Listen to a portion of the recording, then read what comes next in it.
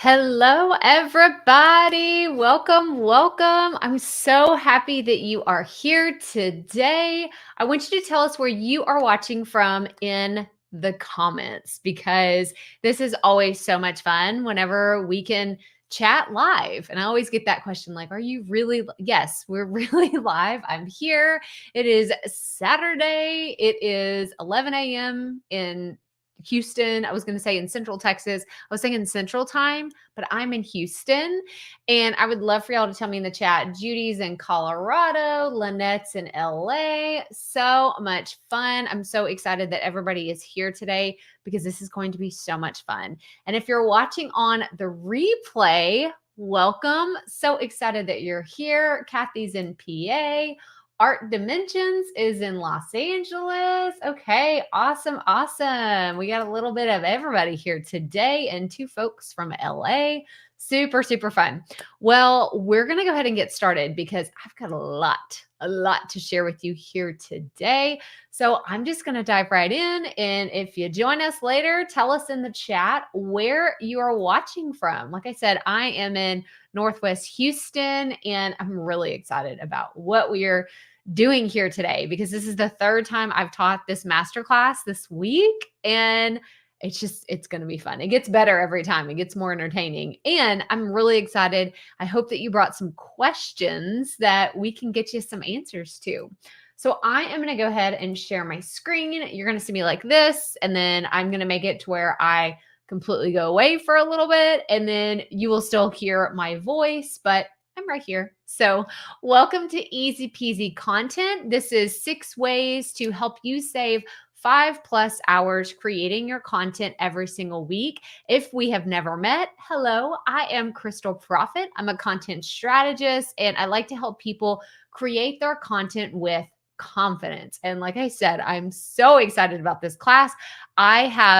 This is my third one that I've done this week, but I feel like each one, like it gets better and better because we hone it in, we tighten it up a little bit. And I know where I really need to spend some intentional time sharing things with you and explaining things. And it's going to be really good. But I'll share more about myself and my journey, but I want to talk about you for a second. So we are going to get started. Hang on. I clicked a button and things just went all haywire. There we go. Before we get started in today's training, I want you to feel comfortable participating in the chat. So I want to hear your thoughts. I want to hear like all kinds of things because whenever we can make this more personal, it gives you the benefits of being here live. And I know some people couldn't show up on the replay. And if you have any questions at any time, feel free to reach out on Instagram, send me a DM, or reply back to any of the emails that you received from me. But I really wanted to start with a question. And the first one is, what type of content are you creating today? Here, let me make myself disappear here. There we go.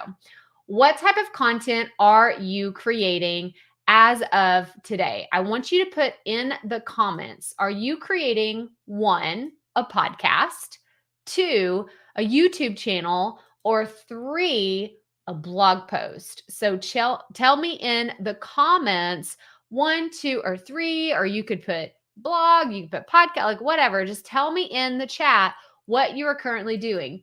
Hi, I see that you said hello. I cannot see who this is. If you are in our Facebook group, I cannot see your name, but I see you. I see you said you have a podcast. Okay, this is awesome. Okay, Art Dimension says 1, 2, and 3. Awesome. Kathy has a podcast. It's solo storytelling. Okay. Cheryl says, I'm trying to get my podcast started, but between 4 kids and working full time, plus trying to figure out where to start with my ADD brain, it's been rough. I feel you. And I don't think that you're alone in that, Cheryl. I think that, I hear this a lot with content creators that want to get started. Like it feels like a lot. And I hope that today we can kind of trim off some of those big hurdles that you may feel going into creating your podcast.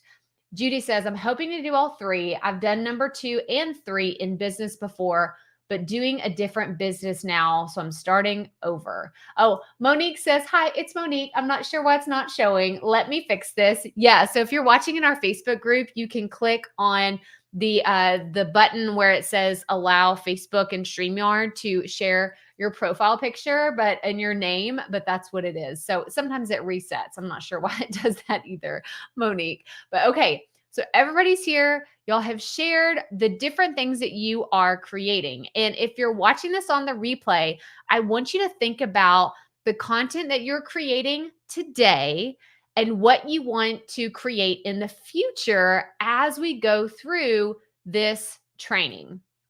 And by the end of our time together, you'll have 6 ways to save time so that you can spend more time being strategic, repurposing content, or whatever else you want to do besides editing your life away.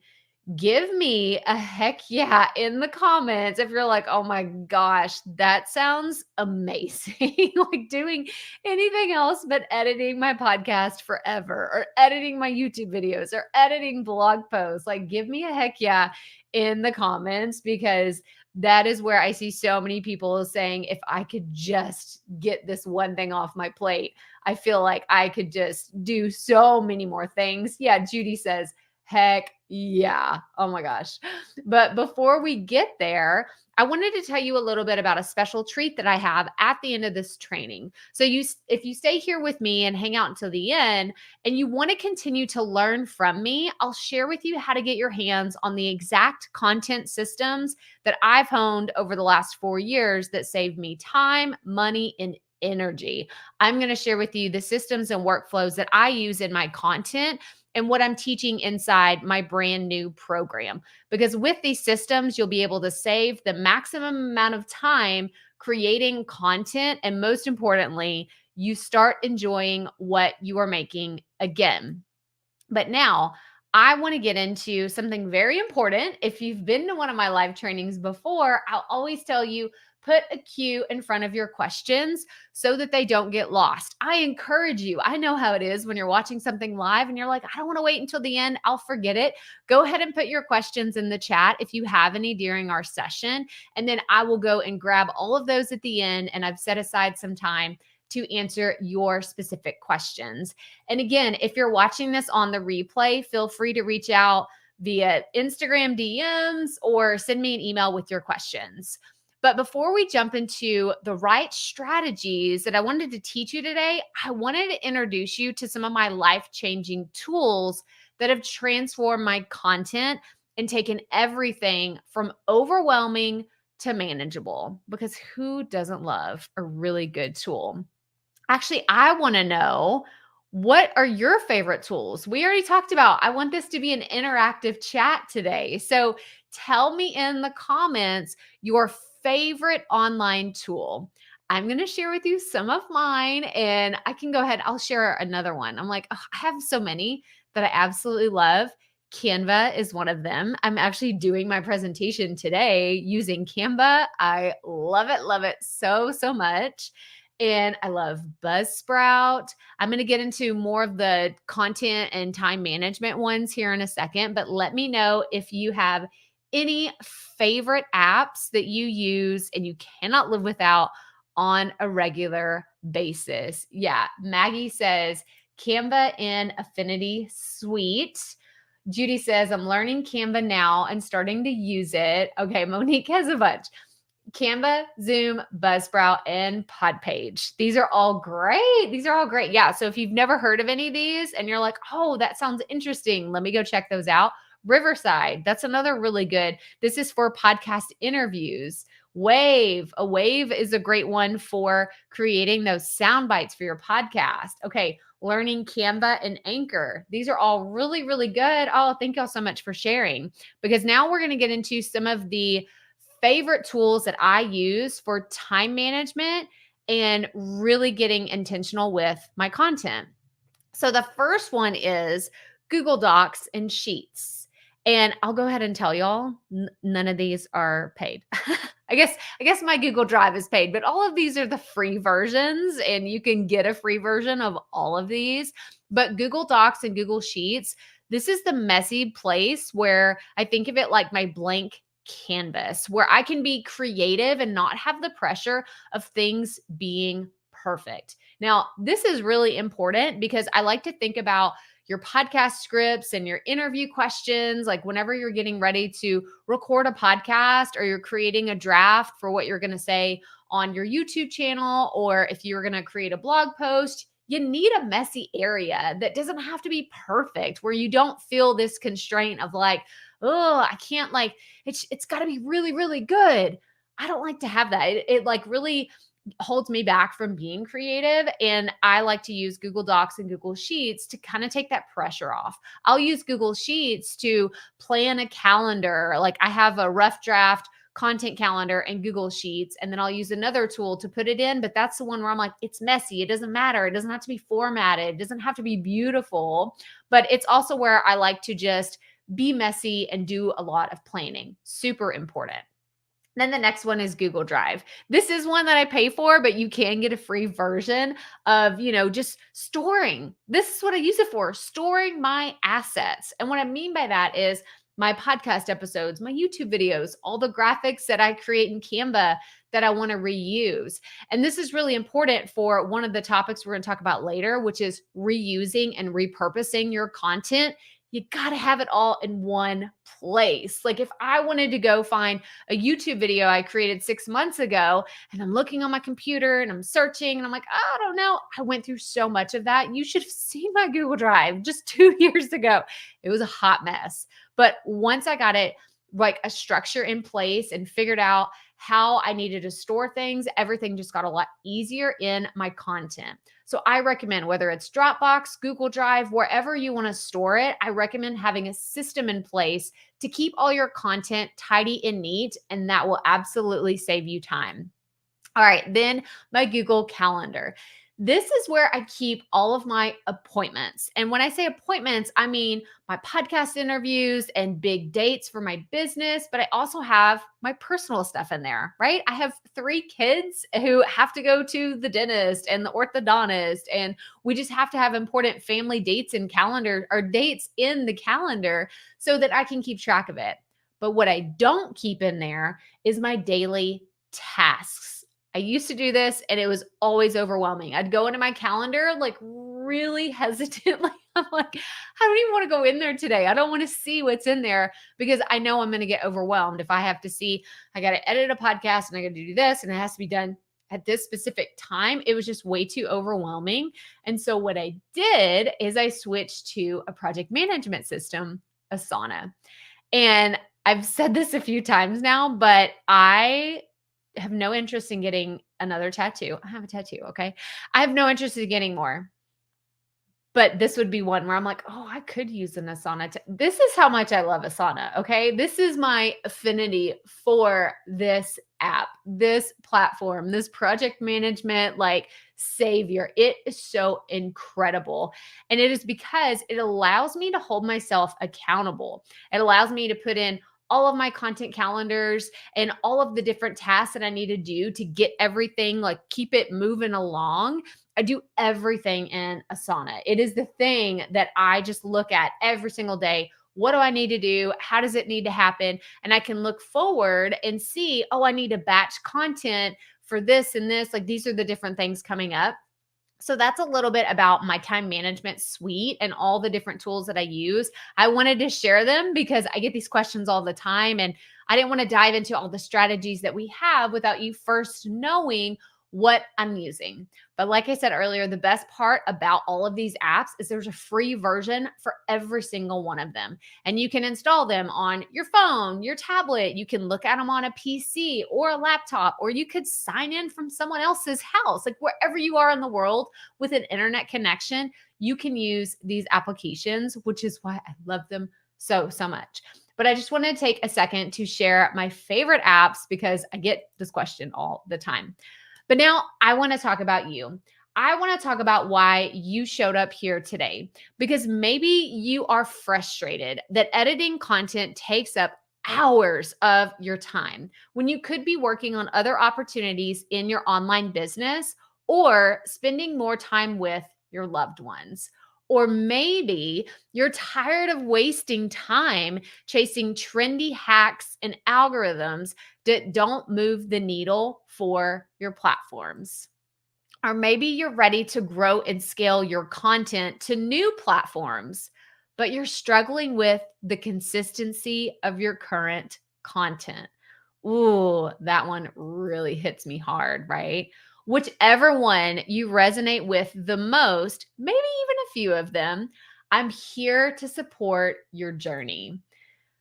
Excuse me, I've been in all three stages. I've been frustrated, tired, and struggling with my content. And I know what it's like to want to grow and scale, but struggle to understand the next move. But let me share a little bit more about how I got where I am today. So, as you can see, my journey has been pretty interesting. I went from being a stay at home mom of three boys in 2015 to wanting to start my first podcast in 2018. I didn't really know what I was doing and I kind of stumbled around. That's actually a picture of my very first podcast interview in 2018. And ever since then, I fast forward to 2021 and I became known as an industry expert and a podcast coach in the online space. And today I continue to teach people content strategy and how to repurpose content on many industry stages. I'm pretty obsessed with creating content. So obsessed that in fact, here are a few fun facts about why I love talking about content creation. So to date, I've published more than 1,000 podcast episodes. I had the actual number earlier this week, and it was around 1,064 episodes. Pretty wild, right? In 4 years, that is a lot of podcast episodes. I've published more than 400 YouTube videos, hundreds of blog posts, and written thousands of emails. I won a solo podcast award in 2020. I've helped hundreds of entrepreneurs. I've been a guest on really awesome stages like Amy Porterfield's Momentum Stage. I've spoken at Podcast Movement. I've talked at She Podcast, Podfest, as well as the Ramsey Solutions influencer event last year. I've also worked with some pretty industry experts. I've been an industry expert for brands like Deadline Funnel, Buzzsprout, and StreamYard. I'm also an Amazon bestseller for my book, Start a Binge-Worthy Podcast. But what I really want to hone in on is that from January to December 2021, I produced around 25 pieces of content every single week. And I want to look at what does that actually look like?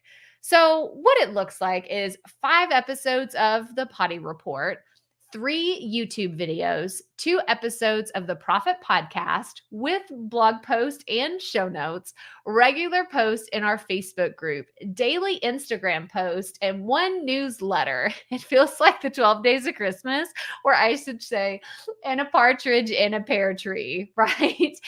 But I could publish and do all of these things by repurposing my content and being very intentional about what I was creating. Now, this is not what I'm suggesting. I'm not telling you today, oh, this is the type of schedule that you should keep. I'm not trying to tell you to publish 20 plus pieces of content, but the tips that I'm sharing with you today made all of this possible. But I have a question for you. Can you imagine what it would feel like if your content processes flowed smoothly each week and you enjoyed creating your content as much as the day you launched it? Do you remember those butterflies? Like, tell me one word in the comments, like what it was like when you first launched your podcast or your YouTube channel or your blog. And you're telling your friends and your family, my podcast is live. I just published my first video on YouTube, or my website is officially out into the world. Like, you can go read my first blog post. So give me one word in the comments to describe how it will feel if every week felt like launch day. Just give me one word. I would love to know. Some of the things that I've seen before are inspiring, exciting. It would feel amazing. It would feel relief. Like, you would feel so much relief having everything feel like it did on launch day. And it's just a lot easier. Yeah, Maggie says excited. I would feel excited. Cheryl said goals. I don't know how you do it all. Well, I'm going to show you a little bit behind the scenes, Cheryl. So stick around.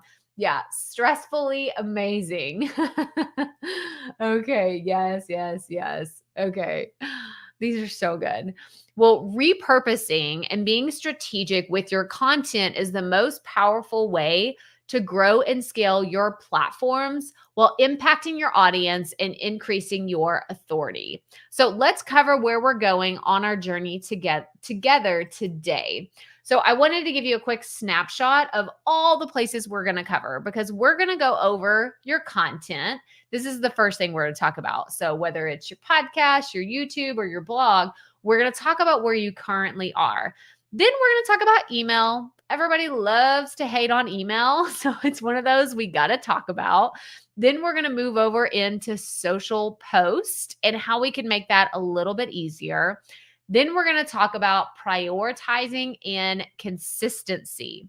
Then we're going to move into one weekly theme and what that can do for your content. Then we're going to touch on your strengths and your weaknesses. Then we're going to move into some Q&A. So we're about to get started and get into the nitty gritty. So give me an I'm ready in the chat if you're excited about today's presentation. And if you're taking notes, this is the time to prepare your pens and your notebooks because we're about to cover a lot. And I bet there's going to be some ideas that are flowing and you want to grab those as soon as they come to you because I'm hoping that this training today sparks a lot of inspiration. Yes, ready. Art Dimensions Inc. says, I am ready to go. Well, let's dive right in. So, the first question I have is if you had to guess, how much time do you spend creating your content every single week right now? Is it 5 hours? Is it 10 hours? Is it 20 hours? Is it 40 hours? Like, tell me in the chat, how much time are you currently spending on your content? So let me know in the chat. Yeah, y'all have dropped all the I'm ready, I'm ready to roll on with the fun. Y'all are so ready for this today. So tell me in the chat. I have gone anywhere from spending around 2 hours on my content, and that was for like a 15-minute podcast episode, to up to 20 hours editing a very lengthy YouTube video, to some weeks where I was spending around 40 hours a week before I learned some of these different tricks. And so, yeah, it can be a lot.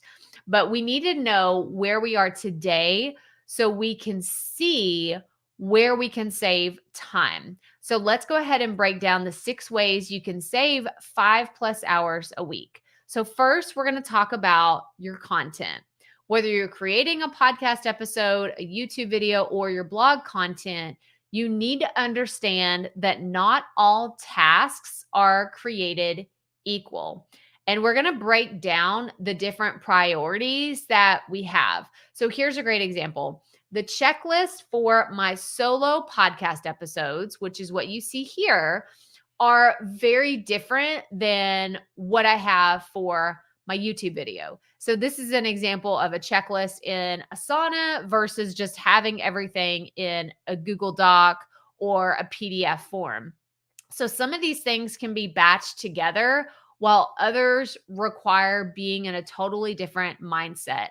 I show up differently to create a YouTube video than I do a podcast. It's just how my brain works. And so I wanted to show you the actual behind the scenes of comparing my podcast versus my YouTube versus my blog priorities. So we're going to talk about priorities very much in here.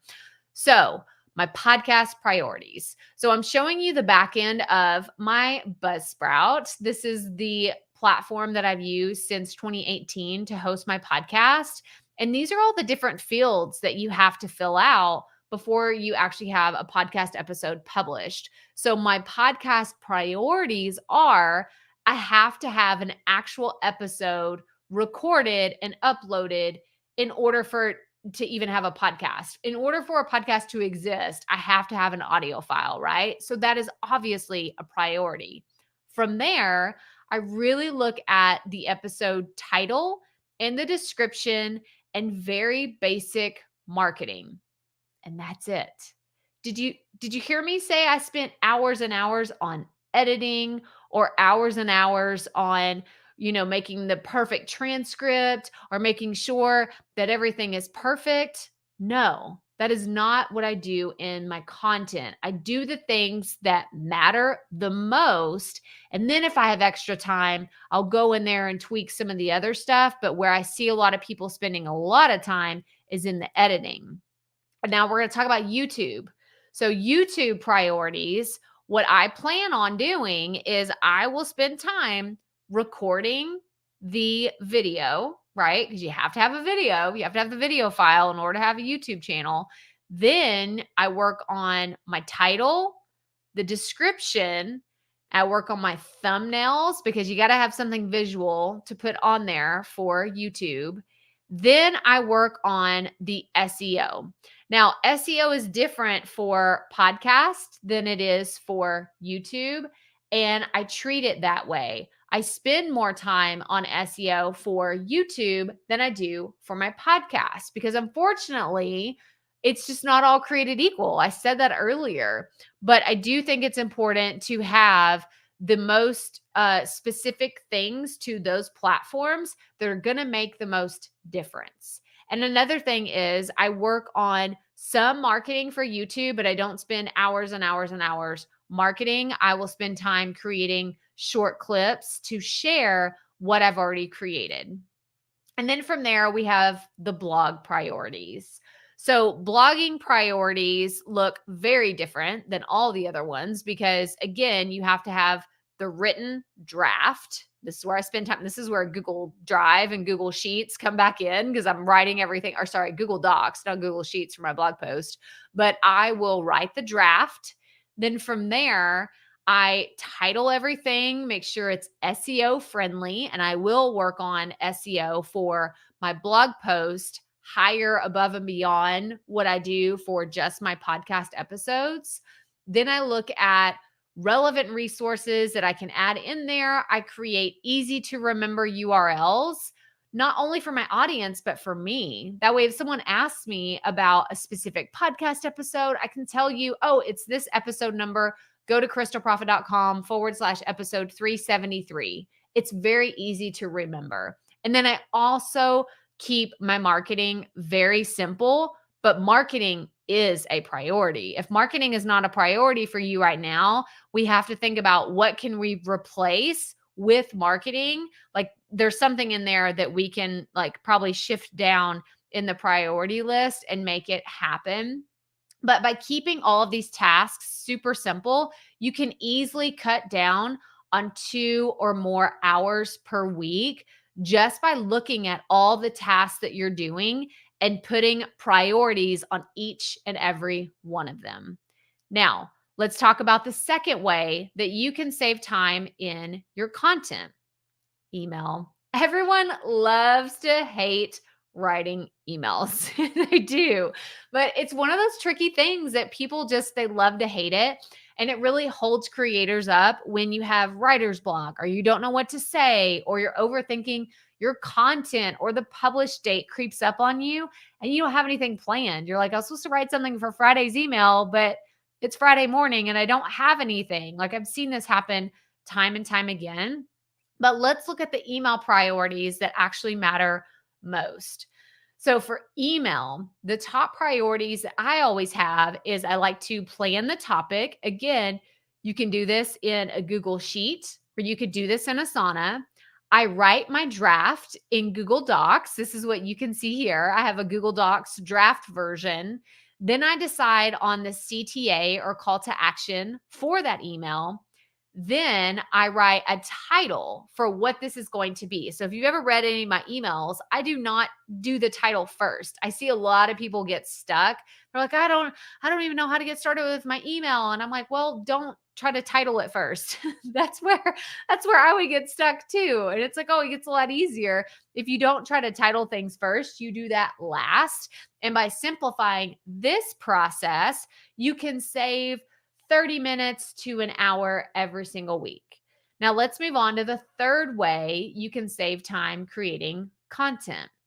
So we're going to move into social posts. So Cheryl said earlier, I'm good with email. I don't like social. I feel like it sucks up so much time. Yes, I don't think you're alone in feeling that way, Cheryl, either. And we're going to talk about where creators waste so much time with comparison and feeling the need to always be on or needing to be on all the platforms. Like, it is a touchy subject whenever you start talking about social media. So I wanted to share with you some of the priorities that I've set for my social media. So Instagram posts. Instagram is the place that I like to hang out. And so what I do is I'll talk about my content on Instagram. I try not to copy and paste like everything exactly how it is from like Instagram to Facebook to LinkedIn or any other platforms, but I do talk about my content on Instagram. And then for my Facebook group, this was really meant for connection and engagement. It's a place for me to have feedback from my audience and actually answer their questions and talk to them on a regular basis.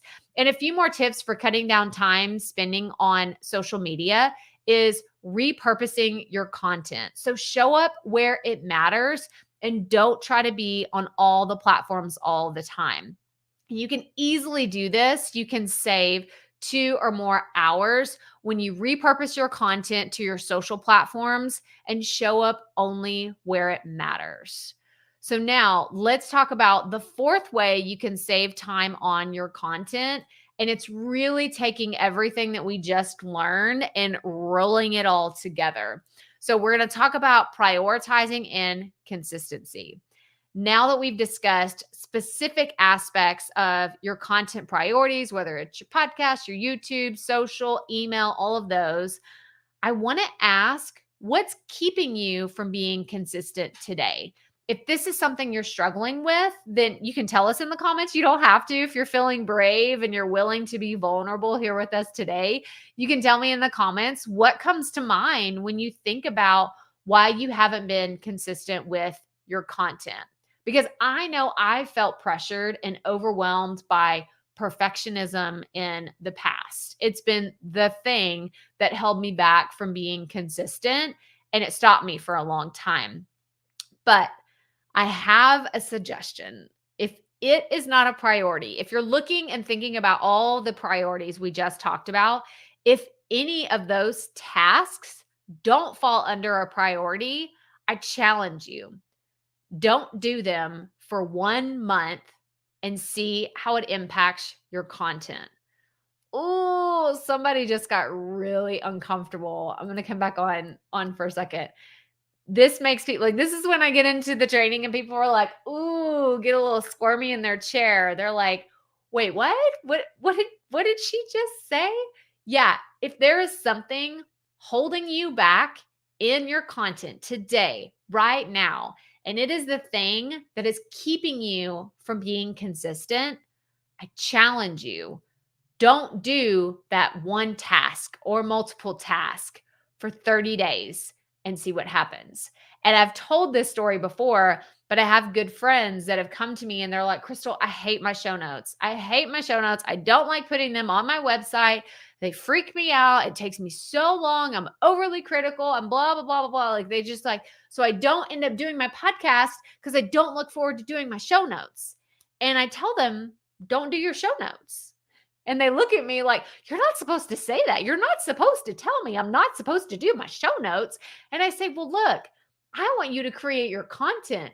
Would I love for you to have your podcast in your show notes? Yes, absolutely. But if it's the thing holding you back from creating your podcast altogether, don't do it and see what happens. See what, like, just let it go for a month and see what happens.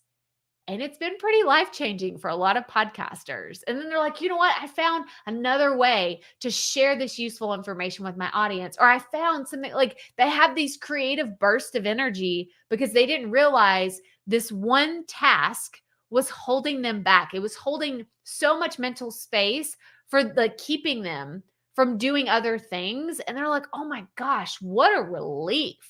So I challenge you, like I'm throwing down the gauntlet. You can accept the challenge or not, but don't do some of those tasks that are no longer priorities for your content. And then let's see what happens. But if you do that, you could save an hour and a half or more a week if you take away the things that are no longer a priority. So now let's move into way number 5 to save you some time. One theme for the week. All right. I want you to work smarter, not harder, because this way you're only planning content once and then you'll be able to reuse it and repurpose it. Don't worry. I have examples. I'm going to show you exactly what I mean by one weekly theme. So you can easily save 2 to 3 hours per week when you decide to use one theme for your content and repurpose some of those ideas for other types of content. Again, we're working smarter and not harder. So I wanted to give you an example. I'll have an idea for the Profit Podcast. This is my show that comes out every single Tuesday. I'll have an idea and then I'm like, you know what? I think I could use this for a YouTube video.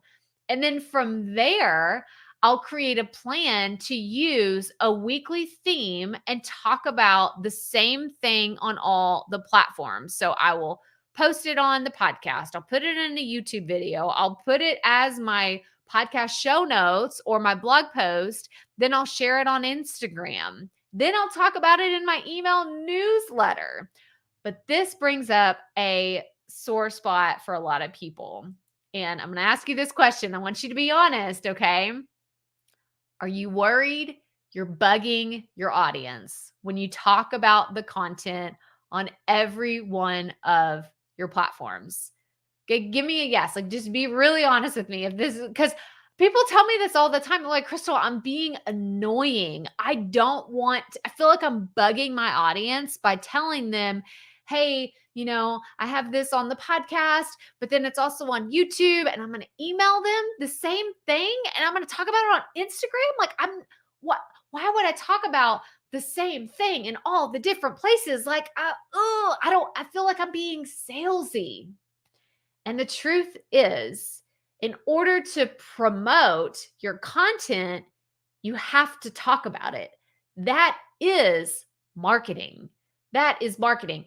And by all the things that we've talked about here today, if you do them with intention, and while you're planning all of your content, you're looking at your weekly themes and you're like, how can I, tweak this here and make it a little different here? And how can I just continue to add value?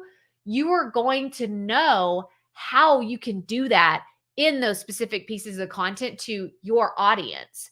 Because instead of spending so much time thinking about all these perfectionist things that you could be doing, thinking about over editing all the things that you're doing, you could spend intentional time saying, this is how I'm going to make this one piece of content custom to this platform. It's the same thing, but I'm going to slightly tweak it to make it really fit my YouTube audience. And then I'm going to tweak it this way for my podcast episode, but it's the same thing. You're planning all of it together and it's going to make your life so much easier. And at the end of the day, when you can strategically talk about your content this way, you just save so much time. You save so much time. Like it's one of those where, I have a chart in a second and we're going to talk about how much time you're actually going to save. But I want to move into the final way that you can save some extra time next week in creating your content. And this is a really big one. Knowing your strengths and weaknesses, the good, the bad, and the ugly. And this one might be the hardest to come to term with because as a creative person, this is for me personally, I want to do all the things. I want to do all the things. in my content and make them all unique in their own way. So I'm going to be vulnerable here with you for a second and share some of my strengths and my weaknesses. So some of my strengths are speaking, organizing, ideating, and this is why I can talk nonstop about what I love when it comes to content. I can organize, like I work for the home edit, and I have ideas coming out of my ears when it comes to content. But I do have some weaknesses that I've had to deal with and overcome, such as emails, SEO, and writing. And I know I've had this in all the trainings that I've done. People were like, wait, Crystal, I love your emails that you send out. Or you really like, you taught me SEO. What are you talking about? And you are a good writer. But the truth is, I've worked my butt off on all of these traits because they were my biggest weaknesses for years. And I've invested in books and courses and trainings and tools to help me become better in all of these areas. I rely heavily on apps and software that are smarter than me to complement my strengths and support me in my weaker areas. And without these, I wouldn't be able to stay consistent with my content. So just knowing your strengths and your weaknesses can help you save 2 to 3 hours a week when you rely on resources that can help you in those weaker areas. So the total time saved, I told y'all at the beginning, it's going to be way more than 5 hours that we saved by implementing all of these and really thinking about all the different ways that we can get tighter in our content. But as you can see, when we add all 6 ways up together, you get well over 5 hours. It's over 14 hours. And I know you can do so much with the information that I've given you today. You can say, you know what? I'm going to go think about a weekly theme for my content next week. I'm going to write down all of my strengths and weaknesses. I'm going to go and prioritize everything that I'm doing today and figure out what I can get rid of over the next week. So there are 2 options you can take with this new information. One, you can continue to learn from the free content online that gives you actionable steps, but maybe a little out of order or only half of the process. Or you can continue to learn, you can commit to learning how to make the most out of every second you spend creating content and not waste another second doing anything that doesn't impact your overall growth. So, do you want me to show you the rest of my content time saving tips and tricks up my sleeve? Because if you're ready to stop wasting time, energy, and effort and actually enjoy creating your content once again, then I invite you to join us in Radical Repurposing.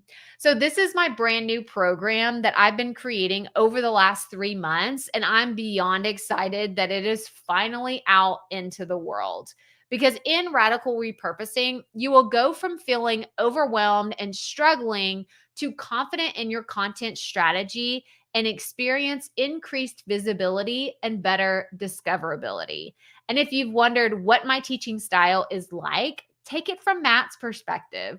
So Matt had this great situation. He was like, I was totally blown away. I was outside. It was a Saturday and I'm doing yard work. And Crystal starts talking about different aspects of podcast strategy. I remember being so blown away that I stopped what I was doing outside with yard work and I came inside. I sat down at my table and started to take notes, and those notes would eventually lead to the launch of this podcast. I was so blown away by the different things that Crystal said. So I wanted to give you a little bit about what you can expect inside the program. So when you join us in Radical Repurposing, the first thing we're going to do is get clear on your content goals and develop strategies for your content. Then we're going to build a custom content repurposing plan. This is going to be specific to you and what you're creating. Then we're going to be able to prioritize all of your content so you only focus on what matters most. And I know that Caitlin would tell you that prioritizing what matters most for her audience helped her grow her show. So she says, I've got raving fans. Crystal was always there and willing to provide a hand. She went above and beyond to help me get my podcast going. The podcast is soaring. I've got raving fans, and I know it's time for me to begin offering my audience even more services. I'm so grateful for the opportunities this podcast is bringing my way, and so happy to have Crystal's experience or expertise in my corner. So I want you to think about it. Where could you be 1 year from now? I want you to think about it. If you had all of these skills, where could you be 1 year from now? Because I'm excited about the way radical repurposing is laid out because it takes big content strategies and breaks them down into digestible, bite-sized pieces. So let's walk through what you can expect inside each module. So module number 1 is utilize. This module is designed to help you establish your content repurposing goals and clearly understand what you want to accomplish as you build out your content. You'll also evaluate the current things that you're creating to establish some foundational strategies. Then from there, we're going to systemize and we're going to really utilize all the apps and processes that we talked about earlier. And we're going to walk through systems that you can create that will give you that space to save time, money, and energy. Then we're going to move into customize. I love this module. It's my favorite because this is when we get super strategic and I can give you all my nerdy marketing optimization skills and strategies. And you're finally going to build your custom repurposing plan. And then from there, we're going to prioritize with deadlines and different things that come up in your life because I know at the end of the day, there's going to come a time that is when, not if, life throws you a curveball, you will be ready. So that's a total value of $597 for the Radical Repurposing program. And if one of your goals is to be an expert in your industry through your content, then you'll love Brittany's story. So Brittany says, my podcast helps me show up as the expert I am. Your tagline about everyone starting somewhere really spoke to me because I have a similar philosophy. My podcast helps me to show up as the expert that I am and has boosted my confidence. But I wanted to share a little bit about the bonuses. Bonuses are so much fun because the most common questions I see about content creation and repurposing is like, what do I do with my editing? And how do I handle optimization and strategy and repurposing? Well, we have our FAQ vault to help you with that. These questions often trap creators in a never-ending search engine loop. They're spending so much time on Google, so much time on YouTube trying to get answers. But at the end of the day, I wanted you to have one place that you could go to get your questions answered fast. So this is a $97 value for the FAQ vaults. Then I wanted to remind you that I'm not special. I haven't done anything extraordinary that you can't do too. I don't pay thousands of dollars for a team of 20 to repurpose all my content or apps that cost a fortune to publish mediocre content. I just wrote down all of the steps I took to publish content at scale and be able to sustain that for over a year. If I can do it, so can you. But something special is a creator that loves their content. A creator like April. April says, I actually love podcasting. I love the way you teach and the energy you bring. Podcasting is easy. I actually love podcasting. I love it when people talk about the content that they're creating and how much they love it. And then the second bonus we have is our Slack community. This is the place for you to celebrate your wins, whether they're big or small, even the tiniest ones you feel a little silly about. So whenever you get your YouTube channel going or your podcast set up or your first blog post out into the world and no one in your family cares about it, this is where you come share those wins. The ones you feel a little like, oh, I figured out Canva for the first time, or I finally know what I'm doing on my podcast. Come share it in our community. And it's also a place to ask questions that are uber specific to your content topic and audience. And this is a value of $197. And then, if you're wondering if you'll be able to get results with radical repurposing, I offer a money back guarantee to help you sleep at night. So, if you apply the principles in this program and aren't satisfied with the content, show me the work that you've done within 30 days of enrolling, and I'll gladly refund you. But I hope you succeed like other previous students, like Michelle. Michelle said, I'm shocked. I had a dream of launching my podcast, but didn't know what that needed to look like. I just needed direction. And that's exactly what you brought. Here I am, 4 days into my new podcast with 116 downloads and validity. I'm shocked at the number of congratulations and the elevation of authority it brings. Thank you so much for offering your courses, content, and support. And then I wanted to share a little bit about bonus number 3. You shouldn't have your favorites. This is my favorite because I wanted to be the first to introduce you to the first of its kind workflow system that is choose your own adventure style. So when you use this innovative tool, you'll be able to track exactly what you need to do in every piece of content you create. It's kind of like a world map for creators. And this has a value of $197. So here is everything at its face value. We have the radical repurposing program. We have bonus number 1, the FAQ vault. Bonus number 2, our Slack community. And bonus number 3, the choose your own adventure workflows. And it has a total value of over $1,088. But that is not how much the program cost. We have a founding members price of $397 or a 2-pay option of $199. So you can enroll today by going to crystalprofit.com/radical to enroll. And I wanted to show you what it actually looks like whenever you go to the sales page so you can see exactly what to expect. So you'll go to crystalprofit.com/radical and you'll select the I'm ready, sign me up button. From there, it will take you to the section of the page that allows you to choose your payment option. You can choose $397 or $199 to get started.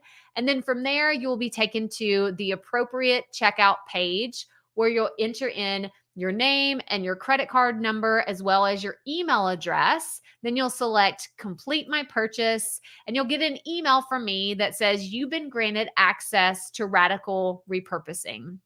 From there, you will have this button that you can click on that allows you to log into our Profit Media portal. This is where, if you've been a previous student of mine, you'll be able to log in and see the different programs that you have. And you can put in your name and your password that you use to join and register.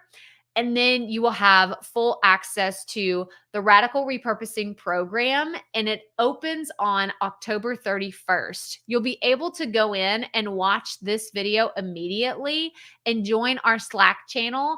And then we're releasing all the lessons and modules on October 31st. So everyone starts at the same time. So go to crystalprofit.com/radical to join us. Again, it's a one-time payment of $397 or a 2 monthly payment of $199. And this is the founding members price. It will be going up in 2023. So if you know that this is on your radar to have a podcast, have a YouTube, have a blog, and repurpose all the content together, then take advantage of this deal for the founding members price. But I want you to remember why you're here today. Maybe you're frustrated that editing your content takes up hours of your time, or you're tired of wasting time chasing the latest tricks, or you're ready to grow and scale your content to new platforms. Or maybe you're wondering about accountability. You're like, I don't really know if I can do this on my own. I want you to listen to what Sydney Eve had to say. So Sydney says, I know that you are always there. I needed to publish content that my ICA, my ideal customer avatar, would find compelling. To be honest, over the time that I've been working with you, I know that you're always there. You're teaching in public every week. You're constantly moving with the ways that the platforms are evolving. Crystal had the solution to my problem before I even knew I had that problem. So I know what you might be thinking at this point. You don't know if you have the time for a program right now. Maybe you've been burned and you've invested in too many courses that you haven't even finished yet. Or maybe you're worried that you're biting off more than you can chew. But I know that this is one that comes up again and again. Is it overkill to post the same content in multiple places? Don't people see all the content that I create? Won't I just be bugging them by putting it on my podcast, my YouTube, and my blog? No, you won't. I want to show you the marketing skills and strategies that I've put in place to where people are telling me, thank you for your podcast and your YouTube and your blog, and including everything in the email newsletter so that I can pick and choose the different places where I prefer to learn from you. If you're like, that sounds like a dream, I want you to join us. So go to crystalprofit.com/radical to enroll, and we're going to move into the Q&A section. So make sure that you put your questions in the chat if you haven't already. I'll go back and make sure that I haven't missed any, but I would love to see you inside this program. Again, we have the founding members price that is going to be through the end of 2022, but the price will go up in 2023. So let's move into some Q&A. This is going to be so much fun. I love a good Q&A session. So let me get this up here. So if you have any questions, put them in the chat. Okay. So Felicia says, yes, like overkill. So I know that this was in reference to having so much content all over the place, talking about the same thing. And the thing that I always go back to whenever I think about how can I talk about things and not be annoying is I tweak it just a little bit for each audience, because I can go into my different analytics and see where people are watching. Like on my YouTube channel, I can see like the different countries. I can see sometimes if it has like more demographic information about my audience, I can look at that as well.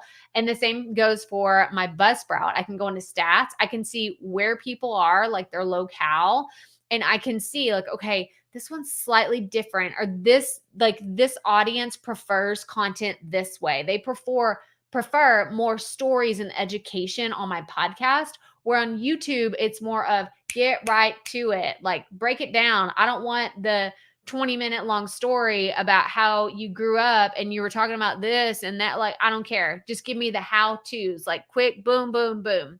I get that for my audience on YouTube. And so that's what I try to deliver. And so I show you the way that I tweak things slightly depending on the audience that I'm going to be serving. So it could feel like overkill if you're just copying and pasting the same thing in all the different places, but I'd be happy to show you how it works whenever I'm doing this on the back end. Okay, so Judy says, I'm not as familiar with reels or stories in Instagram. Do you go over that in your course? So this is a good question, Judy. So this is one where I don't really do a lot of how-to videos on social media. I think you can find a lot of that on YouTube, but I do go into how to incorporate that, especially in the content workflows. I'm so excited about these, y'all. These are so cool. So what it's going to be is, think of it like the choose your own adventure, obviously, like that's why it's called that. But you'll have a section all the way on the left side of the screen, and you'll be able to say, like, what am I creating today? And then you'll go down to social post, and then you'll decide what platform are you going to create on. And then you'll choose Instagram, and then it will have the option of, are you going to do text? Is it going to be image only? Is it going to be a video? Is it going to be a live video? Like, there's going to be all these different aspects of it. And then it's like a checklist, but it's visual. So you can have this very clear picture of this is what I'm creating. Here are my 5 next steps that I need to do in order to make it happen. And it's going to give you all the technical back end of what you need to do. But at the end of the day, if you're not as familiar with reels or stories, I cannot recommend enough that you show up as yourself and you just be the best version of you, because that is why people consume content, right? I could give you so many examples of people that I should like because they're famous or they're popular in an industry or they have all these accolades and awards. But at the end of the day, there's people that I just like, I shouldn't say this, but I'm going to say it. I can't stand the sound of their voice. There's people that are like big time industry leaders, but I just don't agree with some of the stuff that they say. I'm like, I know they're awesome, but that's really what it comes down to. At the end of the day, people are going to make a personal connection with you or they're not. And we as creators have to be okay with that, because I would rather show up as myself, my loud Texas accent, slinging mama. Like I would love to be myself as opposed to trying to show up as someone that I'm not, because that's me. So that's what I recommend everybody do. As a creator, whatever you're putting out into the world should be authentic to you and what you want to do. But this is where the Slack community would be a great place to answer or ask these specific questions. It's like, hey, I created a podcast episode about this. I'm stuck on how I should promote it. Or what should I do to start getting a schedule together for my reels? These kinds of conversations I know it's going to be what we talk about in the Slack community. Yeah. Yes. Yeah. Judy says, thank you. That takes some of the pressure of perfectionism off. Yes. Please don't get wrapped up in perfectionism. It really held me back for a long time. It was perfectionism and comparison. It was always looking at what other people are doing and saying, I know that they have a team of like 10 people doing all their social stuff, but I feel like I could do that too. I should be able to do that just as well by myself. It's not. It's not the thing that's going to move the needle forward. You trying to be someone else at the end of the day. That's what it is, right? You're trying to do the comparison, the perfectionism, but I do what works best for me and my schedule and the season of life that I'm in. So that's how that works. So good question, Judy. Good question. Does anybody else have any other questions? I'm going back to all the questions and comments we got earlier. Yeah. Blogging has been too much trouble, so I'm switching to podcasting. Podcasting is so much easier. Maggie, I'm so glad you said this. I didn't really share too much about this in my like timeline journey of going from a stay-at-home mom to being an industry expert. There was a stint of being a bad blogger. That I always tell people, I'm like, I was a really bad blogger for a hot second. And I really I didn't know what I was doing. I didn't know what I should be talking about. I was forcing myself to sit down and stare at the Google Doc that was blinking at me. And I felt like a failure because the ideas were not flowing. I was like, this should be easy. Like, I should be able to sit here and like pull these ideas out. But you put a microphone, like I'm like pointing at my microphone. You put a microphone in my face and you tell me, like, give me a topic to talk about. Boom, done. Give me like 4 bullet points. I could talk about it for 20 minutes easily. Easily. I can share stories. I can share ideas, tips, strategies. It's just so much easier for me to podcast. So the way that I've blended both worlds together is I will plan out a podcast, then I will record it, right? This is my like recording part of it. I record the podcast. And from there, I will turn my podcast content into my show notes. And those are my blog post. So I eventually came back around to my blogging background of putting it all together, but it was really hard for me too. So yes, we are on the same page. And I feel like show notes are just a sore subject for a lot of people. They're like, I really, really don't like to do show notes for their podcast. Okay. Yeah. Felicia says, that's my issue. I'm trying to be perfect. Yeah. So perfectionism, y'all, it's not just you. It is not just you. It hits everybody super, super hard. Yeah, Judy says, blogging always takes so much time. Perfection. Yes, yes, yes. Oh my gosh. If y'all have any other questions, let me know because these are so, so good. Okay. So Judy says, waiting for people to notice will go away and can be exciting because of the multiple ways to get the word out. So this was talking about your content, right? Getting your content out. What was that going to feel like? So I don't know if you're saying that you were waiting because you were trying to get everything ready to put it out in multiple ways. But I hope that that's not the case. I hope that you're not waiting to have a podcast platform, a YouTube platform, a social media channel, an email, a website, like all the things. Like, don't wait to have all of these things perfectly. Like, if there's perfectionism coming back in, perfectly set up, because at the end of the day, you just heard I started blogging. I was terrible at it. But then it eventually led into podcasting, which I was like, okay, I'm pretty good at this. Then it's circle back, like full circle back to blogging. And now it's evolved into things that I never could have imagined. And so I hope that anybody watching this or listening to this on the replay isn't waiting to have everything set up in order to get started, because you never know what's going to happen. If you would have told me in 2018, when I started my podcast, that one day I would meet Dave Ramsey and I would speak on stage and be coached by Rachel Cruz and get to meet Christy Wright and all these other people. I've been like a very big fan of their organization for a long time. And I would get to meet them and go to this intimate retreat and speak in front of hundreds of people. Like, I would have said, what are you talking about? Or speaking on Amy Porterfield's stage, like being able to go into her Momentum membership and teach, like I would have never even thought of these as possibilities, but these are things that happen whenever you just get into motion with your content. You try to figure out what's going to work best for you.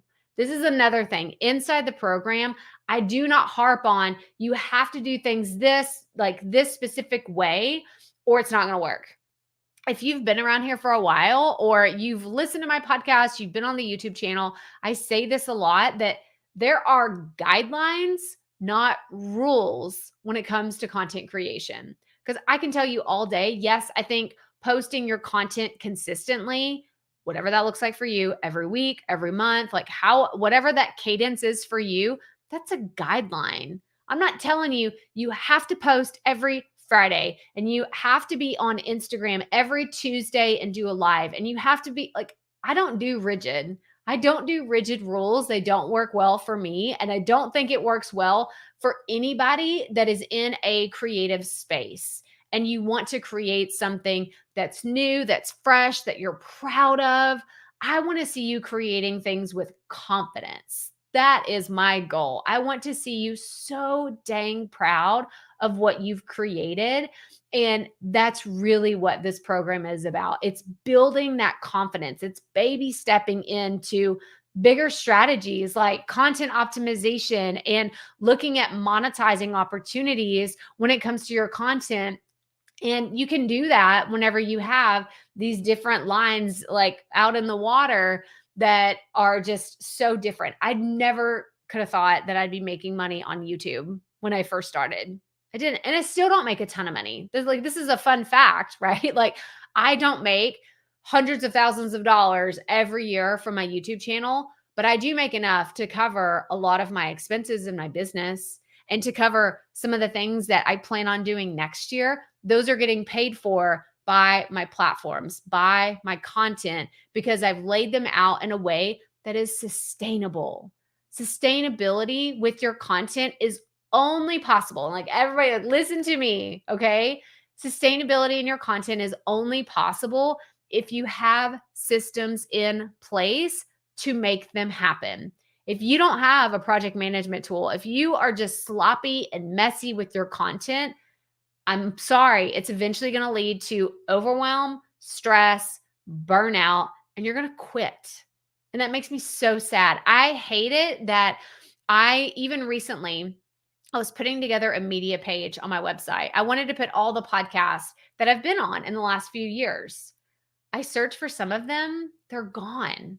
They're gone. They don't post anymore. They don't have a podcast. They don't do it anymore. I don't know if they got burned out. I don't know if they stopped loving it. I don't know like what happened, but they quit and it just makes me so sad.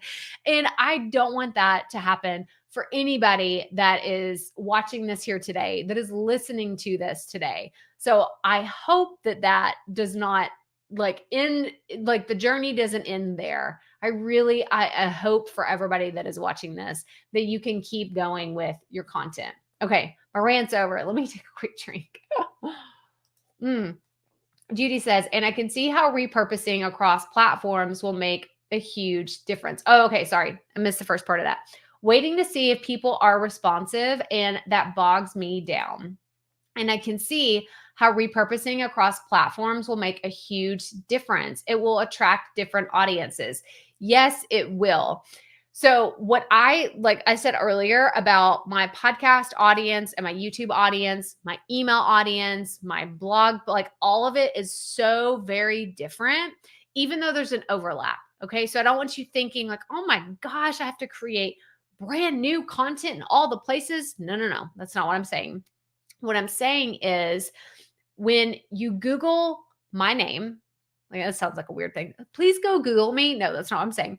But I am saying if you look up Crystal Profit, you will see, oh, she's got podcast content. Oh, she's got blog posts. Oh, she's got YouTube stuff. Oh, she's been on other people's content. She's been on other podcasts. She's been on other stages. Like it is an immediate credibility booster when you have different ways that people can connect with you online instead of one place.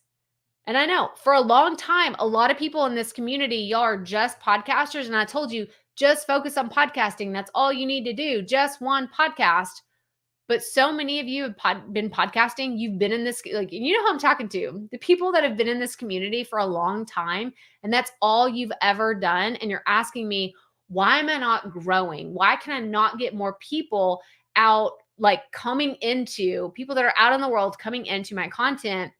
And the truth is, you're only speaking to those people already listening to your show, and you're not marketing. This is the number one thing. You are not telling other people about it. You're not guesting on other people's content. You're not pushing yourself. You're not really like pushing yourself to learn new strategies like SEO and other ways that you can really get your show out there or get your content out there. And you're not going to grow. You're not going to grow if you're not pushing yourself to see, well, what can I do? And if you're wondering, like, well, what does that look like? How can I market?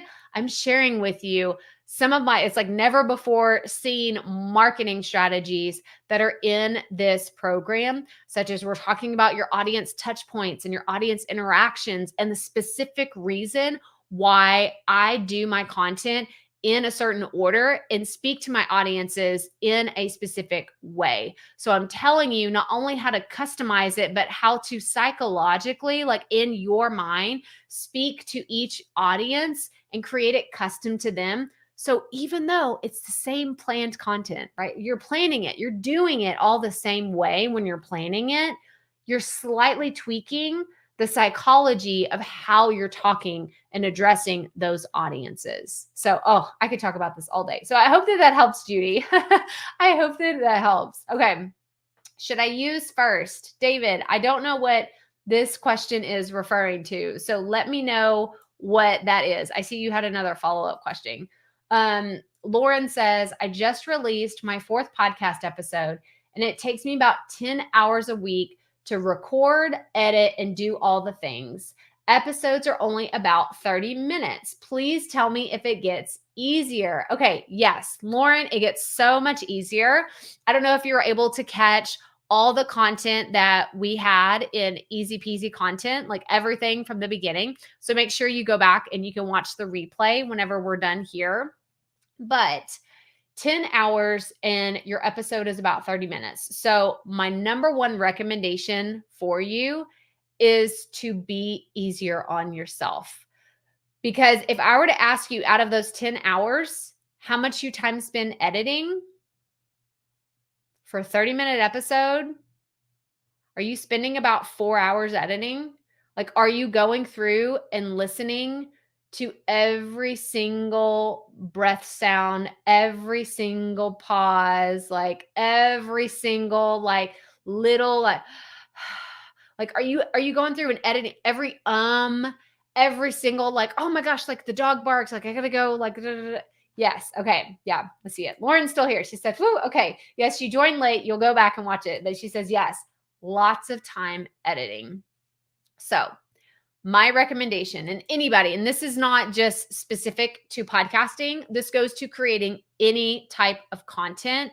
If you have, let's say everybody has 10 hours this next week, you're creating one piece of content, you have 10 hours to get it all done.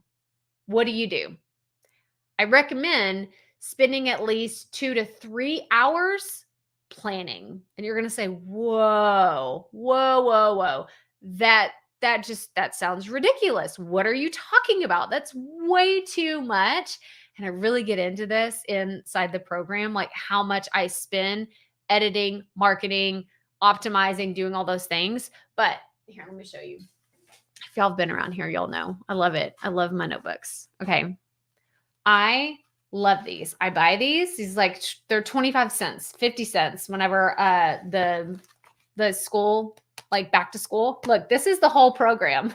This is what it looked like before I turned it into a Google Doc that eventually got turned into the whole beautiful thing that it lives on today. But I write down my ideas. You don't have to do this. I'm not recommending you do this. It's what I do. But I write down, I will sit there and say, okay, what do I want to talk about? And I'll put on there, this is a podcast episode. Okay, this is the podcast. And then I know I need to talk about this, and I need to bring up this thing, and I need to do this. When you have a better outline or a better script, if you want to script yourself or you want to have, however you want to do your notes for your podcast. If you're not doing notes for your podcast, oh my gosh, this will save you 5 hours right here. Write notes before you ever get started. I used to be a big proponent of saying, oh, I can just turn the microphone on and start talking, and then I can just finish whenever I'm done. I'm not a big fan of that anymore, simply because I go on rants and tangents and I can't get back to them. Have you ever done this? Like where you're in the middle of talking and then all of a sudden you're like, what was the point I was trying to say?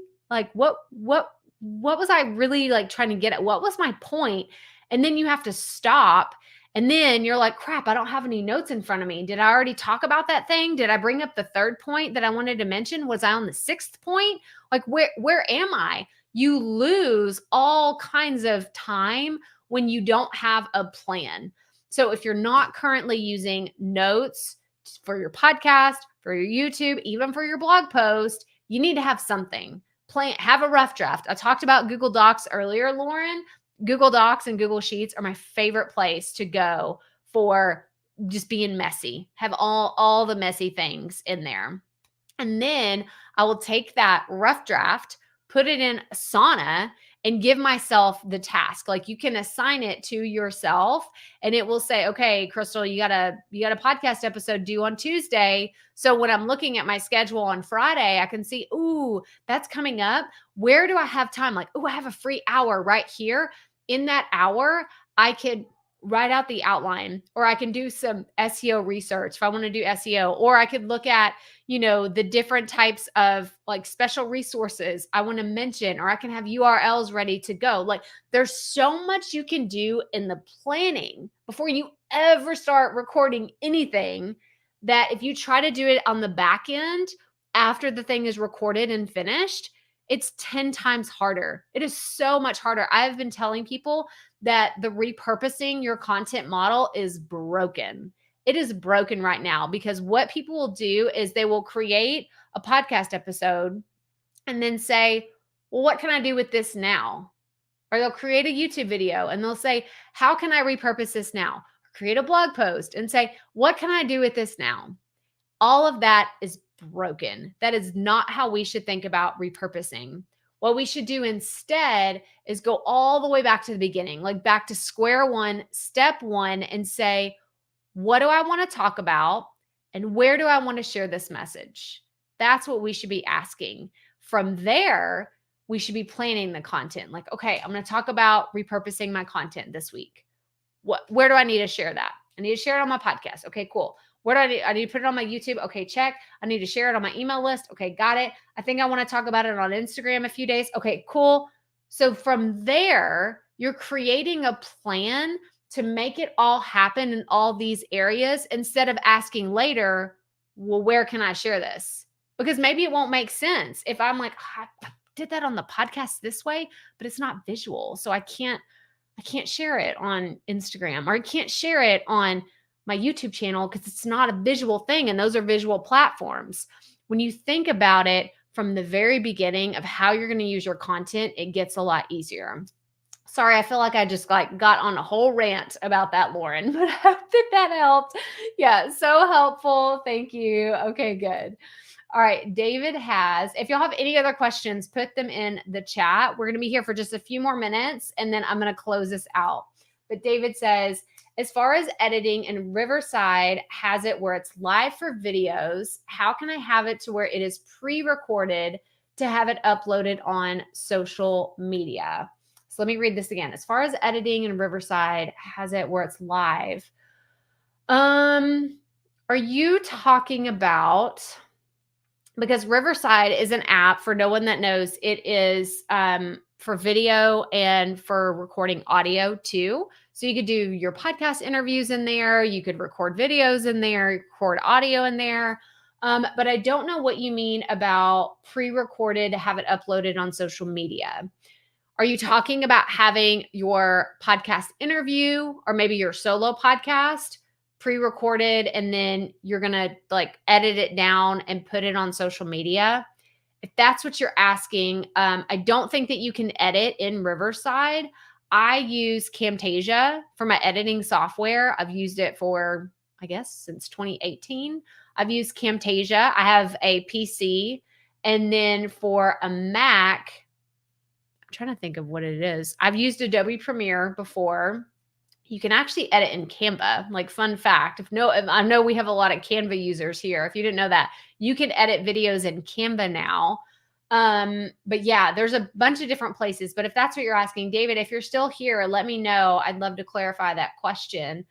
But I think that we've gotten to the end of the question. So if anybody that is here live is watching, let me know, because I want to know. Yeah, Maggie said earlier, I'm creating a podcast, but don't want to do blog posts anymore except for transcripts. I'm excited to learn what you are teaching. Yeah, so this was right at the top of the hour. Maggie, here's my thing. Okay, if you're going to do transcripts for your show notes in your podcast, please edit them and don't just have them as take all of your transcripts, everything that you said, and just put it as a blog post. One, no one's going to read it unless it's edited and formatted like a blog post. But two, it's actually more work. And at the end of the day, if it's not getting read by people, that means that people, if it's in SEO, because there's a good reason to do it, right? It's for SEO, because people, they're typing in something about your topic and then they find you. But then if they go to your page and they immediately leave because they're like, "Ooh, those are transcripts. I didn't come here to read," because it's a mess. If y'all have ever seen a transcript that is totally unedited, it's a mess. There's just timestamps. There's no format of exactly who's talking and when. And it's just, if it's not, has grammar errors and all kinds of things, it's a hot mess. And so if you just put that up as a blog post, it might be good for SEO, but your bounce rate will be really high because people will go in there and say, "Ooh, I didn't want to read that. I didn't want to go in there." So that's just an FYI. This is how I feel about transcripts as blog posts. Make sure that they're edited and have some sort of rhyme or reason to them instead of just putting them out on your website. But y'all let me know if y'all have any other questions. I'm just going back. Cheryl says, does this program break it down step by step from start to finish especially in the researching phase. I struggle and I have to go to work, so I won't be able to stay for the whole thing. Okay, Cheryl, if you're watching this on the replay, I hope you get a chance to watch this. So, does it break down step by step from start to finish, especially in the researching phase? So, what the program does is it gives you all the tools to have a full blown plan of what you're doing. And I like to compare it to building a house. Okay. I've never really built a house like from scratch, like where somebody's like, here, we're going to build the blueprints together. And, architects, like, I've never done that. I've actually I used to work back in the day for a general contractor. So I'm very familiar with blueprints and buildings and doing all that. But I like to think of it as you're building the blueprints for what you want to create, right? I'm not telling you need to do this, this, this, and this to make your content successful. What I am doing is saying, what do you want? Right? Did y'all just picture that Ryan Gosling, like in The Notebook, where he's like, what do you want? Like, that's how I feel. It's like, what do you want? This is the moment for you to say, I want a podcast. I don't want a blog. Maybe I'll have an email list. Maybe I'll do stuff on social, but it's giving you the option to lay everything out and then say, okay, this is what I want. How do we make it happen? How do we get there? So I'm not going to go into the ins and outs of telling you this is how to create content specifically. Like, here's how you create a blog post script, or here's how you do your podcast scripts. Like, I'm not going to go into that. I have a totally different program. If you want to learn podcasting, I have another program for learning the ins and outs of how to be a podcast host, how to, do interviews, how to interview people, how to set all that up. That's Profit Podcasting. Totally different program. But for this one, I'm going to show you how to do step by step, set up your systems, get your processes in order so you can feel confident about what you're creating. So I hope that answers your question. All right, I see one more by Kathy. She says, I have my intro, but I hate that I don't sound natural. Any recommendations how to not sound so unnatural? This is a good one, and I hate recommending this, but I'm going to say it. Kathy, if you have ever listened to my podcast, here, I have a little, let me go up here. I have my logo. So you should see it at the top of the screen. This is the Profit Podcast. So you can go check it out.